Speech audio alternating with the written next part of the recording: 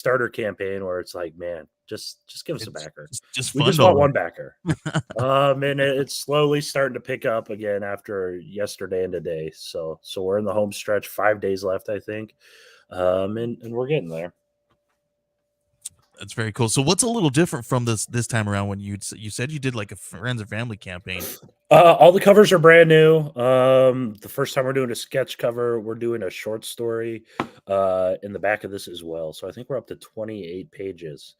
So that's kind of the little special edition, plus some add-ons as well. For the first time through my Kickstarter offerings, I can offer Shit Show and Keepers of the Cosmos, my previously published comics, as digital offerings. So you get the full universe. Knock is sent in, and then we're doing Pogs as well. If you guys remember Caps. Pogs is a trademark. What are you doing, Cap? I'm just old enough to remember Pogs. Yes, nice. Pogs is a trademark. So we aren't doing Pogs, but we are doing Caps, short for milk caps. And I used to collect those all day long, man. We would go to the swap meet, and I would come back with like new stacks of them, dude. I remember getting allowance, and I'm like, well, these Pogs only cost 5 cents, and I got 10 cents in allowance, so let me go get 2. Down at the Ben Franklin, you guys have those in your neck of the woods? No. No. No. It must be an Iowa thing. But yeah, we're trying to bring Pogs back. Those are part of this, and who knows, man. I like it. I'm down with it. Who's doing your interior art? Nicholas Santos, a Brazilian artist, is doing the interior artwork. Viviana Di Chiara is doing the colors, and she did the colors on Keepers of the Cosmos as well. Nick Santos and I had a short in Travis / Jerome's Holiday Spirits 2. And he's done a bunch of other short stories with me that haven't seen publication yet. Yeah, it's nice stuff. I love the colors. Love the way you're spotting the ink there. Great stuff. Thank you. That's all them. I wish I could draw. I realize I can't draw like you, Mr. Morris, but very, very kind of you. But very cool. All right, let's go. Go ahead, Ben. No, it's great to. It's one of the things I really love every week is just seeing. Mostly we have the writers on, but seeing all this great artwork and being able to talk about it is always a lot of fun. So very cool stuff. I do have to point out that Adam Barnhart has always impressed me with his corner boxes, man. I was going to say something about that. Kills it on those things. Like every single time. I spent way too much time on that. I will not reveal how many hours I just sat in Photoshop just staring at my screen. But yeah, that is my artistic contribution to this book. So I think design is hugely overlooked in a lot of indie books. And when you see something that does look really solid, really professional, and I would even say like this looks a little better than what you tend to see design-wise on a lot of big publisher books. Just because you're free to be a little more stylish about it, and when that comes through, it really shows. So that was, I would say it was time well spent. It looks really good. Thank you. I appreciate that. I'm not sure how you guys feel about it, but I'm like, it's awesome self-publishing, but at the same time, it's like, man, I have to make the decisions. It's like I just want someone to make the decision for me, Yeah, I feel that one. I've always been super, super impressed by those things, man.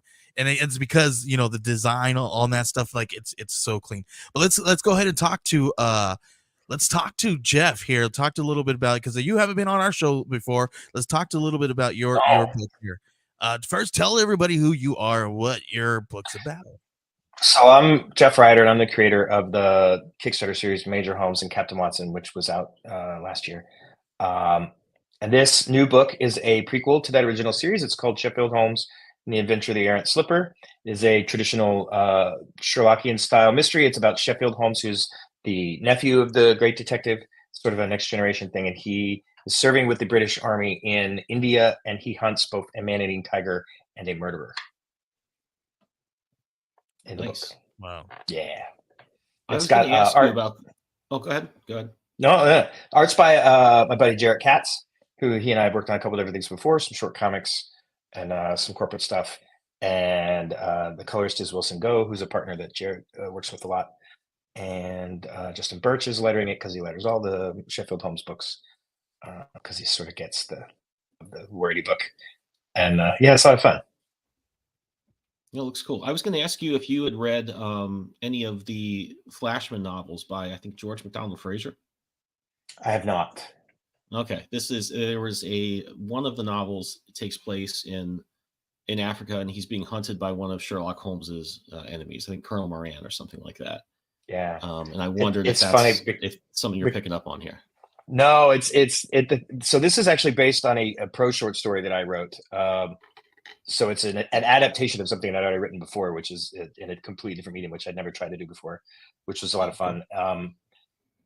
But no, at this point, I've been working on Sherlock Holmes or on Sheffield Holmes, Major Holmes, and Captain Watson for about 5 or 6 years now, and I don't read peripheral Sherlock things at all. Like I read the original canon over and over and over, and that's it. Like I've never read the Enola Holmes stuff. I don't watch Sherlock on the BBC anymore. Like I've completely cut off everything else so that I'm not like being influenced by other things, and it's just me and my world, and you don't want to trip over other people's stuff. So unfortunately, there's all this great Sherlockian things that I have not had a chance to get around to, and then until I get this finished, we're probably not going to be able to do it. I'm just sort of staying in my lane and trying to focus on my own thing. I guess that's smart. I'm picking up on a lot of public domain stuff for my next project, and I'm kind of in the same spot. I'm like, I don't want to read Project Superpowers because I'm a little worried I'm going to end up in one of those places as well, and at least want to make sure I come by it honestly. But again, I mean, kind of to reiterate what I said before, this art is amazing, and I think the colors just have such a cool, dramatic, cinematic feel.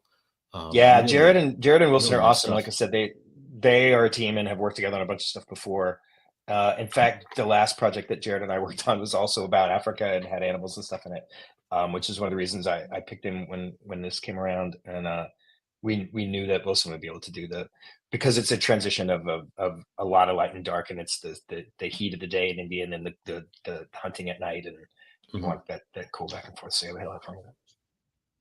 No, very cool. I mean, I love one thing I love about a lot of indie books. I feel like, and this is a sort of coloring specific issue, they don't necessarily, they kind of do a thing where it's like a little monotone or kind of a washed out feel, which is a little easier and quicker to do. And, budgets are what they are for this stuff. But like when somebody really goes for it and does kind of big 2 style coloring with all the highlights, all the, all the intense colors, that's really cool to see. I really like to see people swinging for the fences in that way. So this is very cool looking stuff. Thanks, man. I'll pass it on to the guys. I didn't draw any of it, so I can't take credit. Like it wasn't me. They're the guys who are great at this stuff. So as an artist, I mean, that's always what I go to first. So I guess I feel compelled to point that stuff out when I very nice stuff. Jared and Wilson are awesome. I love working with those guys. So creatively, is this kind of a Ghost in the Darkness type setup, or like is this? Tell us a little bit more about the story. Yeah, a little bit.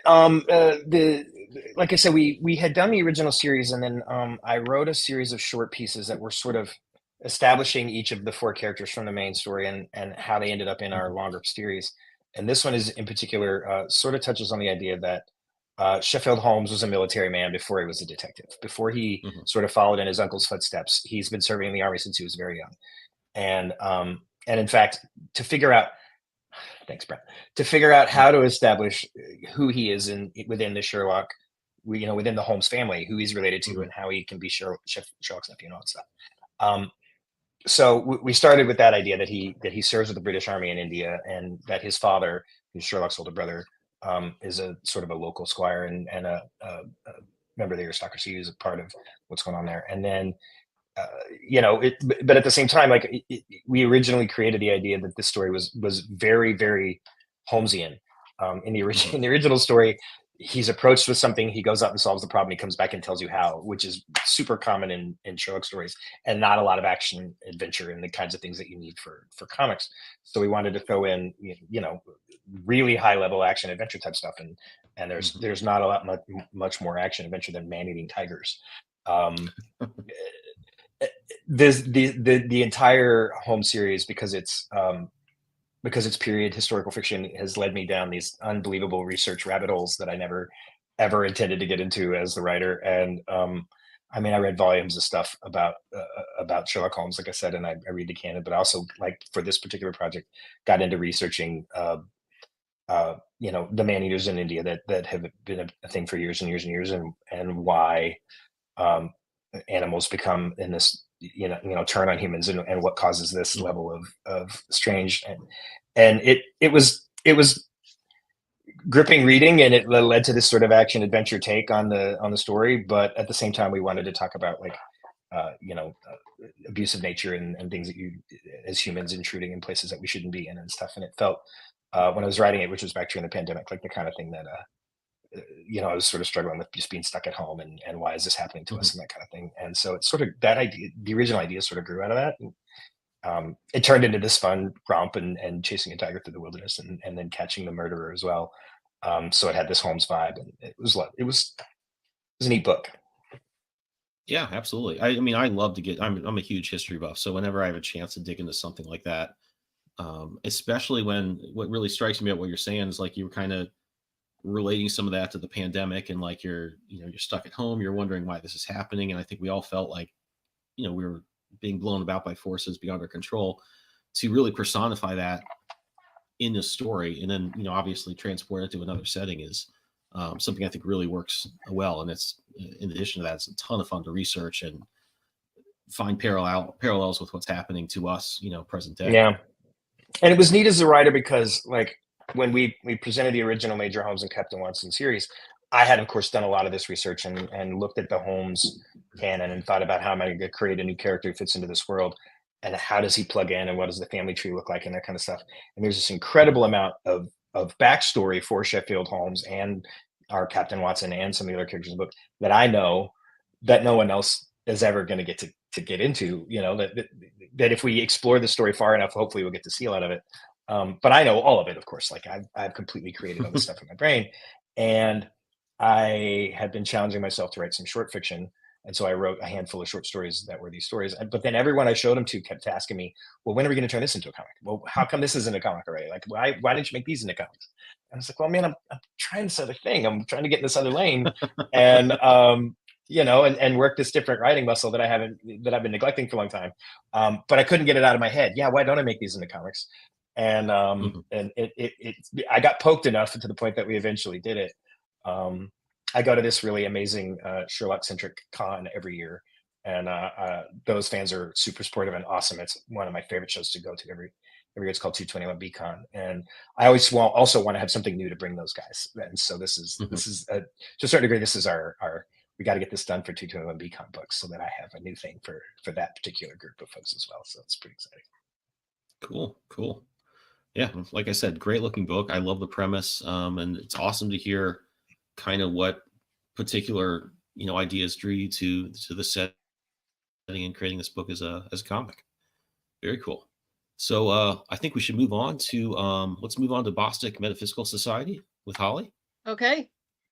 Shout out to Jeff. I messaged you back. I saw that one. Yeah, we're gonna do it. Okay, we're all good. So I've seen a little bit of this before. When I obviously seen some of your previous campaigns, but give us the quick rundown on what this is about. Sure. Like, right up at the top, it says, the story is about an ex-Pinkerton detective, a spirit photographer, and a genius scientist who battle supernatural forces in late 1800s Boston. What we're doing is, for the first time, we've brought our original 6-issue miniseries, which I call Volume 1, into hardback form. We've never done that before, so this is kind of a special Kickstarter we're running, and I had Rebecca Isaacs do the cover, which she did a fantastic job. Emily Hugh is the interior artist, and a couple things that are making this special from the original softback trade that we did a while back is we have a 10-page bonus story by MJ Erickson, adding in some what I call weapons diagrams from Granville's workshop that he's working on, and pinup art that probably a lot of people have never seen before, that have come in over the years. I was reminded last year that was either last year? Yeah, last year was our 10th anniversary. So Boston Metaphysical has been around for quite a while.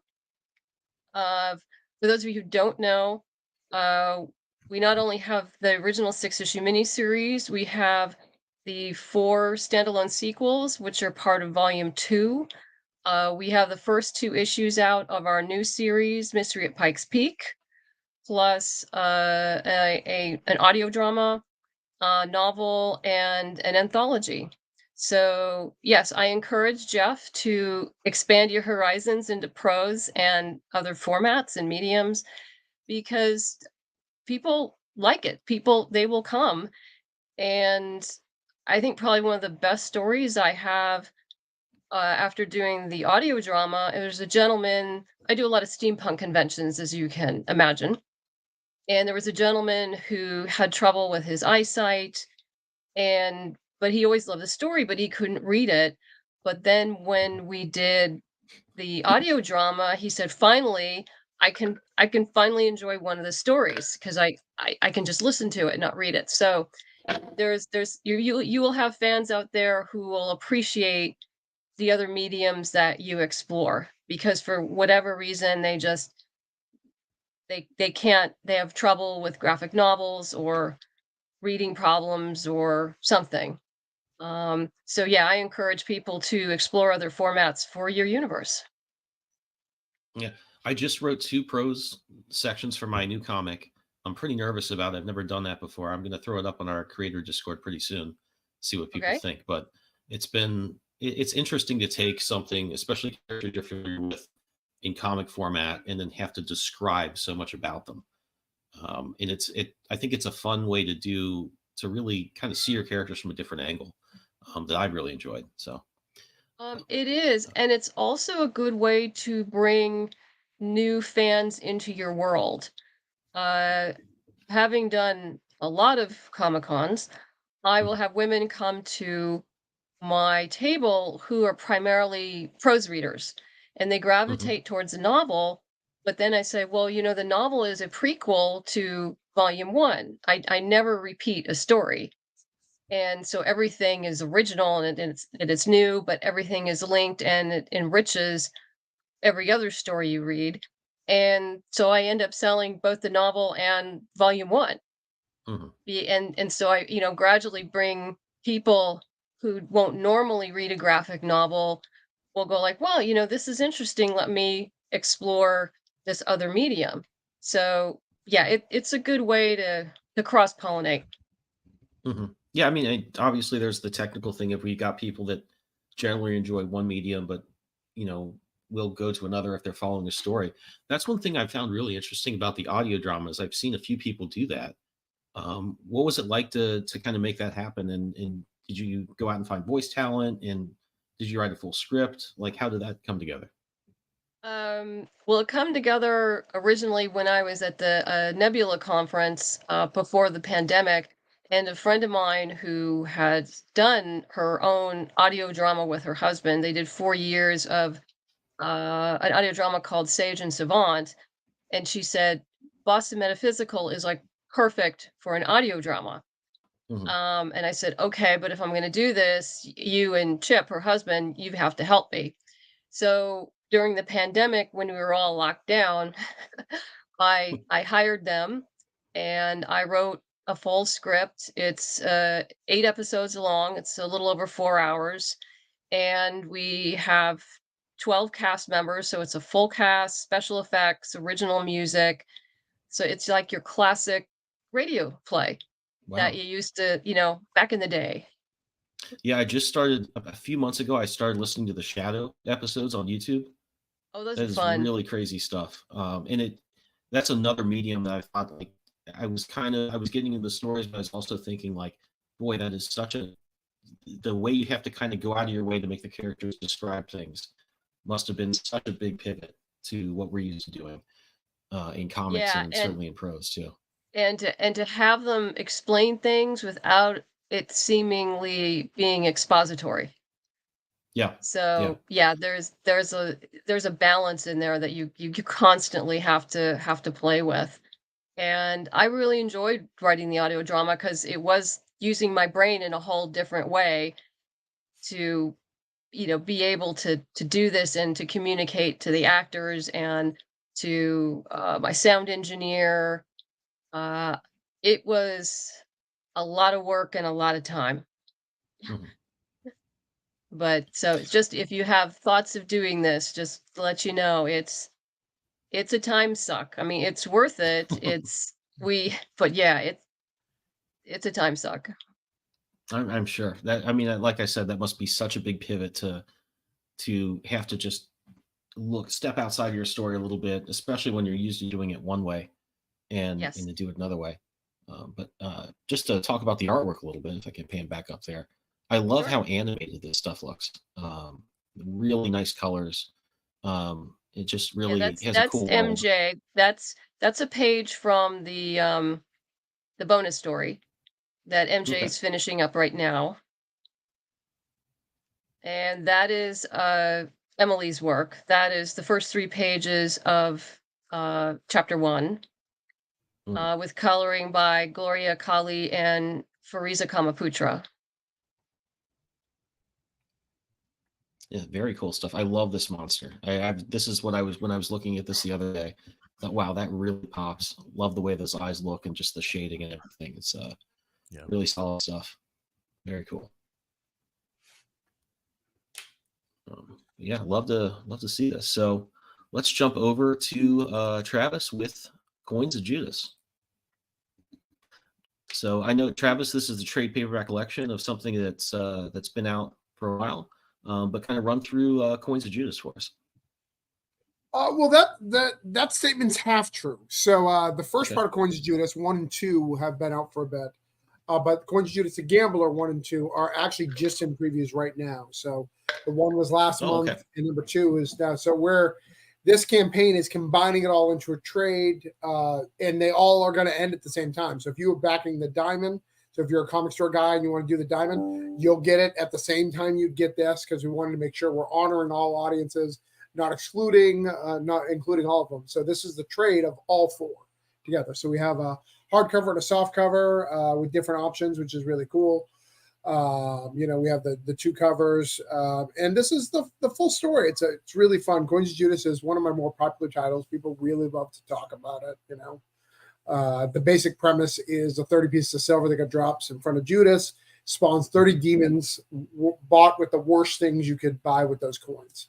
So, sin, all sorts of sin and children that you could buy, and all sorts of evil manifestations that you see in this, which is fun. Very cool. Love these covers. Great stuff here. I really like this one. That looks like the sort of slots thing there. I was going to ask you about this, and I don't want to get too far. If you want to go back into the story a little bit, we should circle back to that. But you do a lot of variant covers. I've drawn one. I've noticed that for Granite State Punk, there was one that was like super design heavy, a little flatter, but that was one people really liked. Have you noticed any kind of back and forth between like people liking a standard cover that's a little more normal as what you'd expect to a comic cover, and then what do you find are the most popular other types of covers? It's hard, right? Because everyone wants a different thing. I feel homages are always done well. If you're doing a Kickstarter, people tend to like the homages. And I try to have different aspects of it. But I mean, that one happens to be the main cover because that's our artist. I just loved it. That was his stuff. Normally, that is not the main cover, but that's cover B for the Gambler because that's Rollins who did the art. He just had this really good concept of what I thought it would be. So cover A, I tend to have it be the main artist of the book, and then I delve from there. But I always try to have themes. So every one of my books, even if you don't know it, there's a theme to one of the covers. So for Granite State Punk, for instance, we have a black and white one that's punkified. For for Broke Down 40 Bodies, we had like a double wraparound black and white. For Voodoo Nations, we have a day and night variant. So I always try something new on each one and see what sticks. Very cool. Yeah, I like all these covers are super solid. But yeah, I wondered that because there was that one is just such a. I would say it's a little more designy. Yeah. And I think that's something I love. I mean, as a graphic designer, I'm always, I'm an artist. I want to just make the coolest image I can. But there's the graphic designer in me that's kind of like, yeah, I want to think of this more like a book cover you'd see at Barnes and Nobles, which is a lot more type heavy, a lot more design element heavy. So, and I feel like comics kind of need to go in that direction as the expectations people have from what they want from collected volumes or just like, I think we're, a lot of us are getting away from, they want more like a manga experience. And I think if you look at manga, it's really well designed. It's not necessarily as art heavy as a comic book cover. And there's something that's really cool. A lot of Kickstarters is people will go in that direction and make stuff that I think is a little more design heavy and less, just like totally art centric. It was really cool. But to circle back to the story, so this sounds kind of like an 100 bullets type premise where there are just all these coins out here causing problems, and is there any character? Like, how does this kind of unfold in the story? Well, so everyone for years have been asking, when are you going to write your superhero? When are you going to write your superhero? And that's really hard for me because I've made no bones about it. Like I want to work for Marvel and DC one day. That's something I really want to do. So this is my answer to that. So if I was going to do I think my best strengths is like in the Ghost Rider vein. So I wanted to write something a little bit Ghost Rider, a little bit John Wick. I wanted to use families and organizations and cults. Like I love that stuff. That's the stuff that I study. Like if I'm not watching something that's fiction, it's all about cults and like old history. This actually, a lot of this stems from The Unexplained by William Shatner. Like The Gambler is literally an episode of that. It's about, there's this area in New Mexico that has all these buildings that they don't know what happened, but they know that the Navajo came in and this guy came in and he challenged everybody to various arts of challenges, and he won and eventually made them all slave and made them build a house, and then they all disappeared. Like nobody knows what happened or why they built these strange things, and that stuff fascinates me. So I'm always looking for stuff like that to add to my work. I feel it's important to add as much realism as possible because I love it when someone buys one of my books and then they Google it after. I do that in Granite State Public. There's always historical stuff because I really want to, be part of the bigger zeitgeist and create myths and folklore about the world around us. Yeah, no, I love that. We just started watching that show. Like my wife and I put that on when we go to bed, but we're not like going to really watch something. We just want some background noise to fall asleep to. And that show always like, I'm like, all right, this one goes to sleep. And then there's something in there. I'm like, oh, that's pretty interesting. I need to pay more attention to that and end up staying up for an hour to watch something about pyramids in the Antarctic or something like that. But that's okay. It's a weird show. You'll love it. And then he'll be like, birds are possible aliens. And you're like, what are you talking about? And like for every episode you love, then William Shatner will tell you some bullshit. You're like, what are you talking about? So he's the one behind birds aren't real, huh? Right. Right. Oh my God. My wife just explained that conspiracy theory to me the other day. And I'm like, wait, you gotta be slow down. I love it. That can't be a real thing. let's take a quick break here, and I think Adam Barnhart has to leave, so we're going to say goodbye to Adam. And so make sure, Adam, please let everybody know where they can find your book and you and all that good stuff before we. Yeah, www.nockcomic.com, NOCK, at Adam Barnhart on all social media. Fantastic. Thanks again for hanging out with us, man. And we'll see everybody else after this really cool commercial, and then we'll talk to you guys a bit on the other side. All right, here we go. Click that mouse and warp into All Ages of Geek's website, your ultimate portal to everything geek culture. Here you'll find articles that speak your language, from the latest anime buzz to the coolest tech trends. Our mission? To celebrate geekdom in all its glory. Whether you're a gamer, a comic enthusiast, a 90s kid, or an anime aficionado, we've got something for you. Dive deep into them with All Ages of Geek.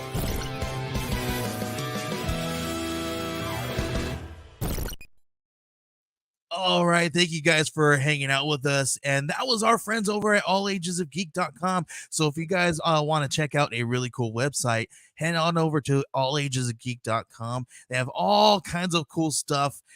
They just got back from, I think it was PAX Con that they got back. So there's all kinds of really cool new content over there if you guys want to check it out.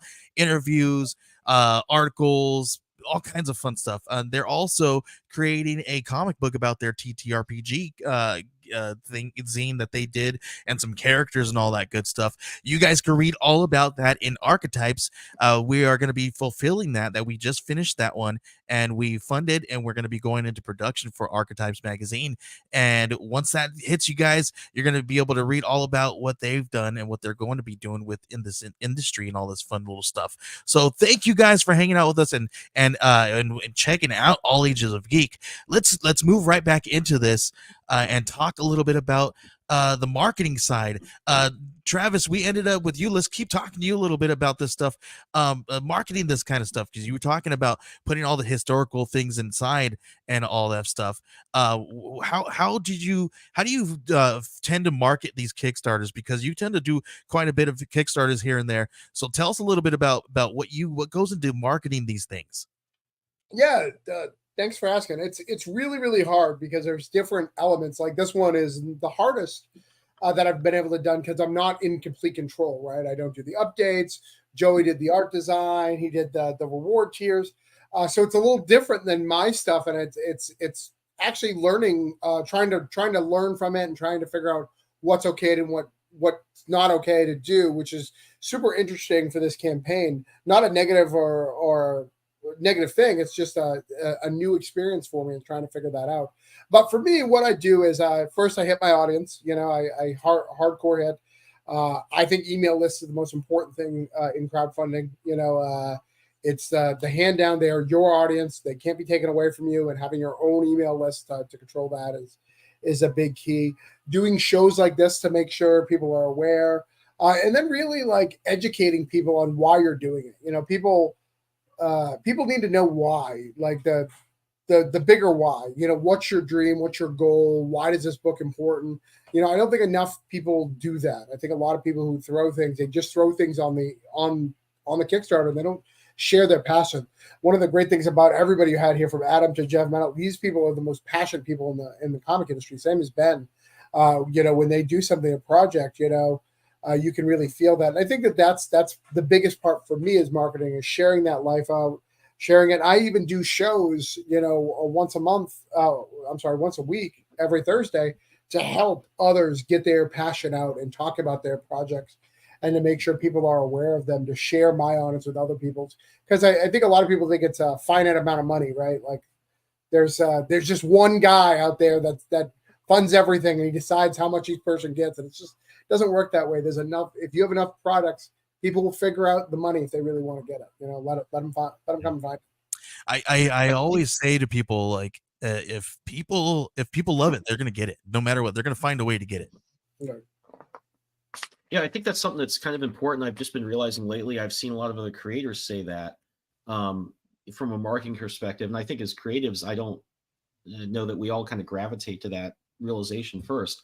But it is very important to sell yourself. I was watching a podcast with a bunch of comedians a week ago, and they said, like, a lot of this is not necessarily about our jokes or the stories we're telling. You kind of got to think of it like a salesman. You are kind of selling what you are, where you've come from, and what you're trying to do. And I think this is a cool example of that, when you kind of say, like, hey, this is kind of my take on a Ghost Rider-y type thing. And when you read into that creatively, you kind of see, like, there's the way you've got these characters designed, the mask, it's got that kind of Marvel DC iconic look. Like, that mask could definitely be something that you would put as a very simple drawing somewhere and people would get it. In the same way you could think of that as like Batman's face or Ghost Rider.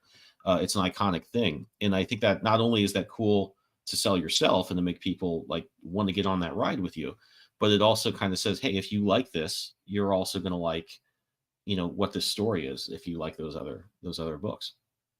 Yeah, I think you hit the nail on the head. Even something you said earlier, 100 Bullets is 100% influencing everything I do. I think it's one of the greatest comic series of all time. So you can see that, and you know that because you followed me for a little bit, and you can kind of feel my influence, even though I don't think I've said 100 Bullets in many interviews. It's just you can really tell on the way I do things, the influence of it, much like Grant St. Punky's very Constantine feeling, these influences weigh on you. And those, I think that those help you get a fan base. Like, these are my people. Hey, if you like these things, I like those things too. Let's share those things together and rock on. I think that everyone who's, one of the secrets to comics that I don't think anybody talks about is everyone who's big. Brian Michael Bendis, or you look at Tyranny, all of those guys built a strong fan community and shared what they loved and cared about to get to that level. They built that fan base and that friend base of like, I like this stuff too. Let me show you my stuff. Even Donny Cates, they built this fan base of like, here's what I love. Let me show you what I'm making. Maybe the stuff that I love and that we all love together, it's kind of similar. We can all rise together. So I'm super inspired by that. And I hate the people who are like, I'm just going to do my thing. I just want to do my thing, keep my head down. Well, you're not going to get to that next level if you do that. You've got to share your heart, your stuff, and you got to read. You got to read comics. You got to read. Well, a big inspiration and somebody who's kind of been around the block on Kickstarter is Madeline. She's done a whole lot of Kickstarters, and she knows how to market her stuff now, and she's doing all these different things. So tell us a little bit about how you've done it from the very first inception until now. Well, I agree with everything that Travis said. I mean, you have to have a newsletter. I'd like to emphasize that you also have to be part of the community. And when I first started Boston Metaphysical, I was doing 20 plus cons a year, every little tiny little thing just to build up that fan base. I don't do that anymore because I just can't do that anymore. And my time has to be more spent in creating than that part of my life. But you do have to be brave and get review copies out there. I know I was much more aggressive than I am now about getting reviews and getting onto podcasts. Though I do at least 10 to 20 podcasts for every Kickstarter that I do. I reach out to people, as you guys know, but I really can't express more about being part of the community, and the independent creator, particularly comic creator community, is a really good example of, a rising tide brings us all up. And as Jeff knows, earlier today, I reached out to him to cross promote, and because I looked at his stuff and I saw like, yeah, we're kind of in the same wheelhouse here, detective, mystery. This should work. Our backers would probably like each other's stuff. There's a historical context to it. I love history. He clearly loves history. I love that you said that because a lot of times you have friends who reach out. You're like, hey, I know you got something. I know we're not, our fan base may not be very similar, and you cross promote with them. But how much more of an impact is it when you have somebody that has something similar? It has a greater impact because I'm pretty sure that many of my backers are gonna like Jeff's stuff just by looking at it, and and if some of his backers have never heard of Boston Metaphysical before, they might like, I like history stuff, and this has this mystery, and if I like some supernatural, this might be in my wheelhouse. And so it's worth the effort to reach out. Travis knows too. We cross promote with each other all the time. Very good. Jeff, let's talk to you a little bit about that. How much of that is true? All of it. Oh, no question about it. Every word. I'm going back to Travis at the beginning and the importance of things like email lists and community. And and Matt, I'm talking about like the cross promotion. Every Kickstarter I run, I feel like I get a message from everyone who's also currently running a Kickstarter. Hey, do you want to cross promote? Hey, do you want to cross promote? Hey, do you want to cross promote? And I try to. One of my back when Twitter was Twitter before it exploded into the cesspool it is now. I used to abandon my campaign completely every Friday, and in the spirit of Follow Friday, I would talk about nothing but other people's stuff all day on Fridays. And you know, in a month-long campaign, you're going to get 4 Fridays. And I'd have 4 Fridays just never shutting up about other people's stuff, right?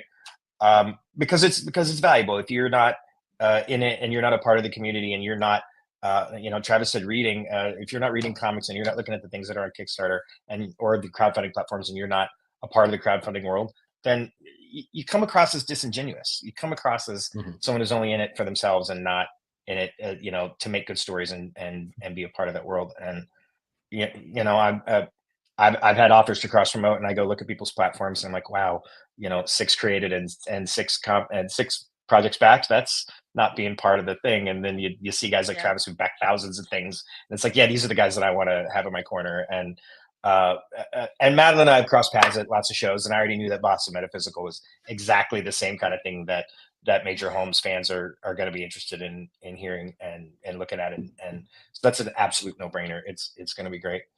I also really appreciated, like you say, the idea that there's a method of building your own audience, and we've been making this book for a while in some form. And then there's also again, I talked about that one specific convention that I go to every year, but there is something to being in, you know, the niche communities. I write other things that are not Major Homes, but I spend a lot of my time wandering around in the world of Sherlockian study and Sherlock fan fiction and different things like that. And like I said before, I don't read a lot of that stuff anymore because I'm trying to keep my sort of creative thing pure. I still exist in that world. I still listen to all the podcasts. I look at the info for the Baker Street Irregulars and all the great stuff that's going on in that thing because I'm a part of that world and I'm doing the best that I can to be there too. And that's not necessarily comics. Like that's not going to my comic shop or going to Kickstarter, whatever. That's getting involved in a whole other world of academic study and discourse and different things. And it's great because I'm passionate about that stuff. I wouldn't be writing this if I hadn't loved Sherlock Holmes since I was 9 years old. The very first version of the story of this that I ever wrote, I wrote it for school when I was 9. I dragged it back out, and I've been passionate about it that long. My grandmother gave me my copy of the complete Sherlock Holmes. It's sitting on my desk over here, and it's falling apart. I've nearly destroyed it because I've read it and reread it and reread it, and Travis in particular is not wrong about that. People see your passion for certain things, right? Yeah. And they know that you are putting you into this. I write Sheffield Holmes and the Major Holmes and Captain Watson series, and then this new book because I love this kind of storytelling. I love Arthur Conan Doyle. I love that world. I love adventure fiction. You know, my other things that I do, almost all of my books are me in some form, right? I also do an urban fantasy stories about magical bars because I've worked in bars for 25 years and I love bartending and I love people and I love making drinks. Like if you don't put you into your thing and you're not passionate about what you're doing, no one's going to care. And when you do those things, it's so obvious when you market stuff, when you talk about, I make this because I love doing X. I make this because I love telling stories like Y. That comes across, and that's the best selling point you'll ever find. Well, being so in tune or attuned with your fan base, how hard or how easy is it for you to know where to price these things at for them? To me specifically, or to everybody, or let's start with you. Yeah, I'm asking you, sir. Yeah, you know, I look at the market. Go, Jeff. I look at the market when I think about pricing. I look at what is the amount of wow. I need to shave. What is the amount of content? What am I giving somebody? That's don't do it. Like, I'm an advocate for not shaving. No, I should keep going. Okay, we'll see. It gets super white when I grow it out long, man. I don't know. I'm getting old. We were just that's a different podcast talking. That's a whole beards today with Joey and Jeff. We'll get into that later. Too niche. It's too niche. We'll have Travis. Travis is since I've met Travis, this is getting a little gray there too. Yeah, it happens. Yeah, no, I when it comes to pricing and thinking about that stuff, like I want to give people value for money, right? Like we talk about obviously when you go to Kickstarter and you back a book, you're going to pay a little more for a comic than you would pay in your comic shop, Yes. right? Yeah. Because we have to. Like, we're not crazy. I have to be able to pay the artists and the colorists and the letterers and the printer and all the different things. That all falls on me as the writer and the creator of the campaign and the product. So I have to be able to make enough money to make this viable. But it's also a matter of, I want people to feel like they're getting something completely interesting and original and something they unique. can't get in the direct market, right? Well, yeah, that's something that because again, and this is a very, very common thing, I think, these days. People create books, they put them on Kickstarter to prove that there's an audience for it, so then they can take it to a direct market publisher and get wider distribution for it after the fact, right? Mhm. I am not remotely shy about saying that that's exactly what we're doing with Major Homes and Captain Watson. We're having conversations. Yeah. We're hoping these things are going to work out. But at the same time, and I talk about this in the campaigns, this version of the book will only exist like this. If a publisher picks it up, if it goes out in the world, there are going to be changes to it. There are going to be new things that get added. There might be things that get edited out or tweaked. You'll never find a version of this book anywhere except directly from this campaign, or if I have leftovers, you'll see me at a show somewhere and you can pick up a copy. Like Travis, you have. I'm sorry. Go ahead. Finish your sentence. I'm sorry. No, that's my point. Like, this version, this is the version. This is the only version like this. And when they're gone, they're gone. So you want to get it on this now. And I want to stay on this topic because Travis has books in the direct market. He's put some of them also on the Kickstarter market as well. So how do they differ, Travis, when you got two books, things going through the Kickstarter and direct market? Well, first you got to acknowledge that they're two separate fan bases, which is, I think, the hardest thing to accept, is that are two separate fan bases. So the Kickstarter audience really hasn't seen Coins of Judas because it was in the direct market. Yes, I do have some overflow of people who bought it there, but, I see people at cons who've come up to me with Coins of Judas and brought it to me, who aren't on my list, on my radar for Kickstarters, who will hunt and find me, and then vice versa. Same thing with Granite State Punk. So it's trying to leverage those two things and finding the best fit. To make this book, it's, even though it's very inexpensive, we've made this book very inexpensive for Band of Arts to put it. They're a small publisher. It does have a cost. So how can we recoup that cost with the realities of a publisher like Band of Bards or any publisher? Diamond, which is the easiest publisher to get into, has 18% of the market. That's the lowest percentage you can get from literally 2 years ago, where they had 94% of the market. Like, it's wow. Wild. It's a huge change. So, we're all growing. So these things have to happen. That's why you're seeing, like, right now, Skybound's on it.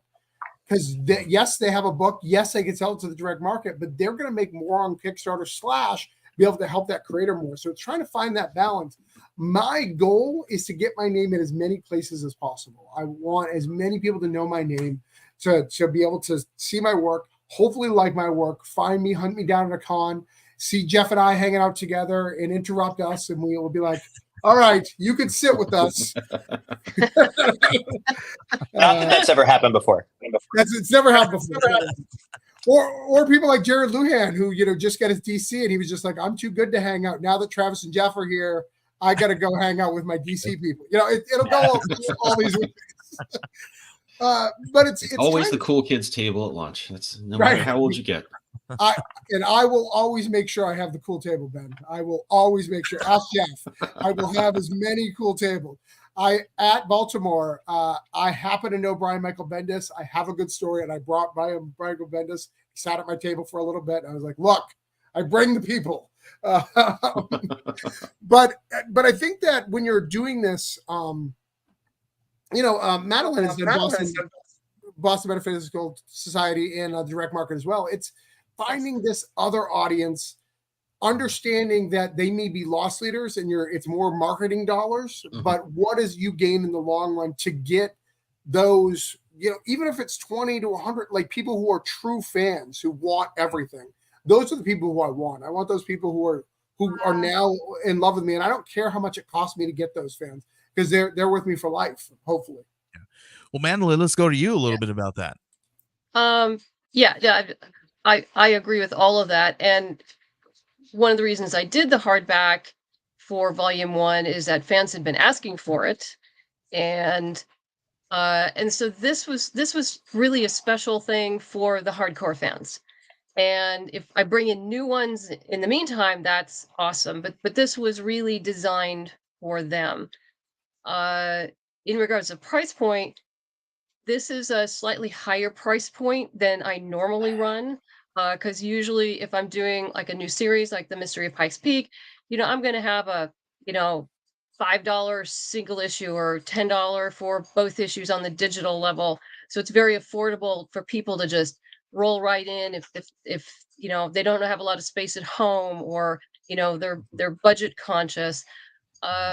Probably one of the mistakes I've seen, someone was having trouble funding their trade paperback, and they're saying like, well, we were everywhere, we're having trouble. And I went to go look at their page, and their price point for their digital version of their trade paperback was $25. Oh. Yeah, that should tell you right there. That's way too high. You can get a softback version of mine for $25. Mm-hmm. And they didn't have anything like between the 12 and 25, or actually between the 12 and the 40.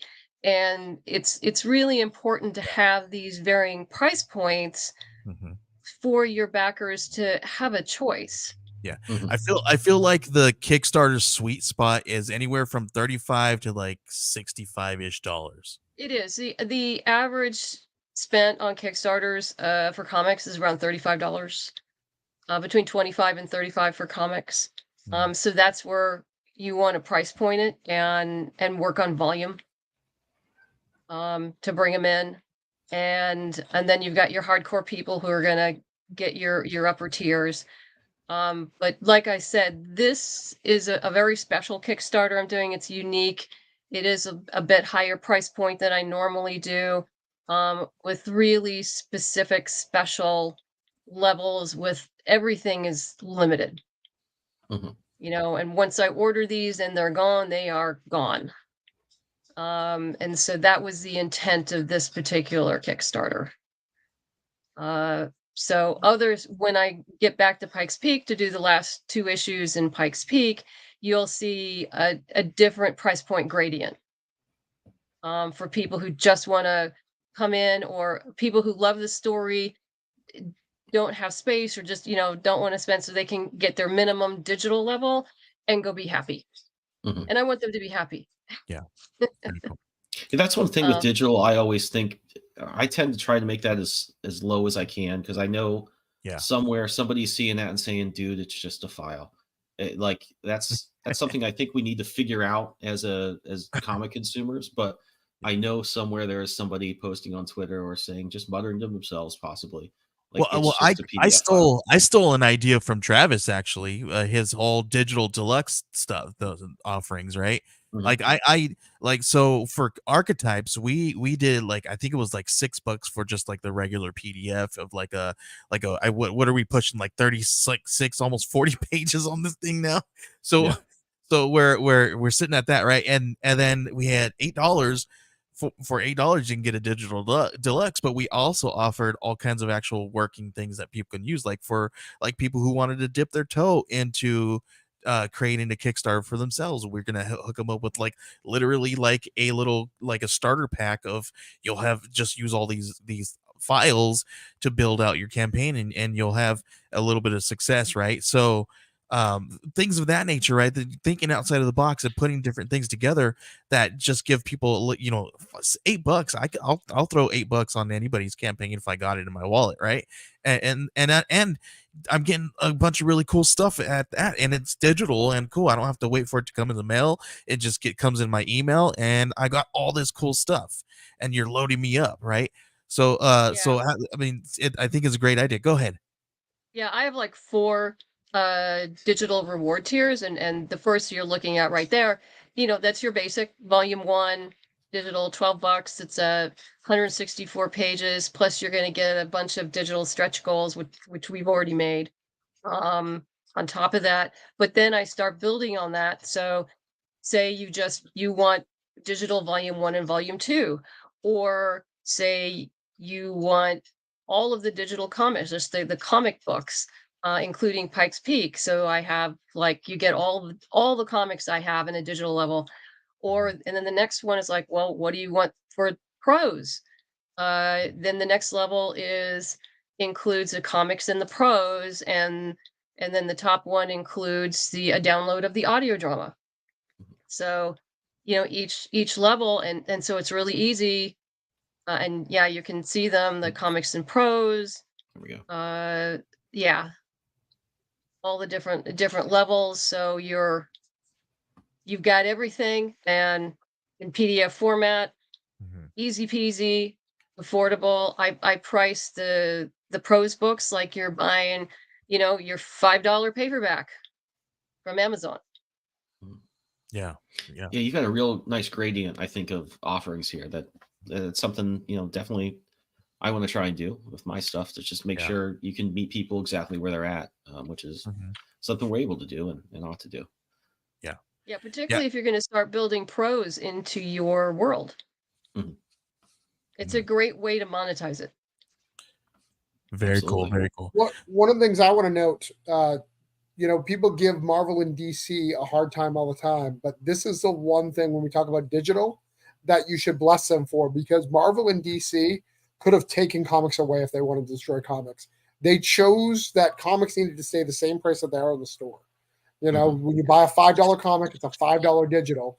You say all the bad things, but if they wanted to get rid of comic stores like a People's Theory or Story, like, they would have put it down to $2 and killed it. And because of that, it allows us as indie creators to continue that price point with little resistance. And I don't think they get enough credit for the one thing they did right.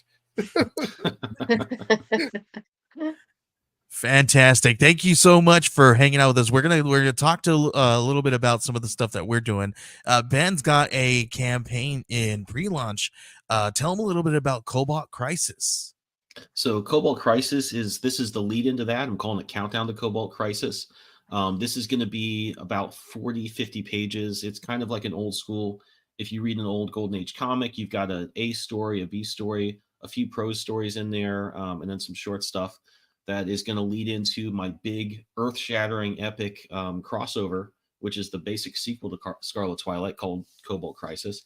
And that is basically, if you take your Secret Wars or your Crisis on Infinite Earths type, huge event, but as if it had been done in the 1940s. So this one is over on Kickstarter for pre-launch now. So we're going to do this one and then lead into the big crossover later this year.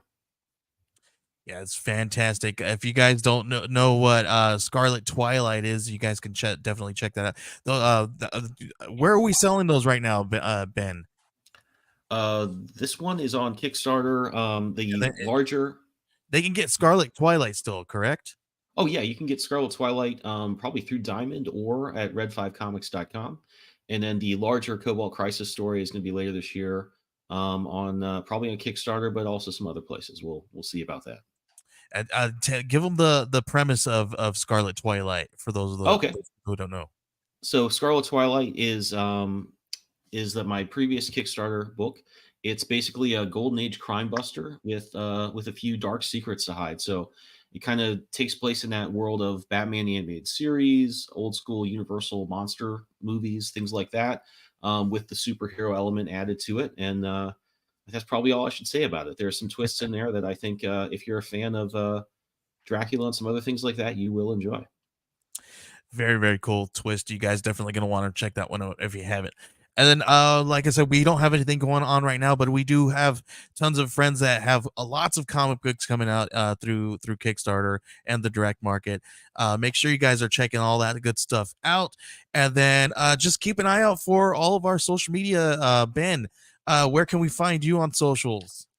Best place is on my YouTube channel, which I think some of you are watching this on now, or on Benjamin W. Morse at Twitter. As you can find me, I post a lot of preview art, a lot of stuff like that.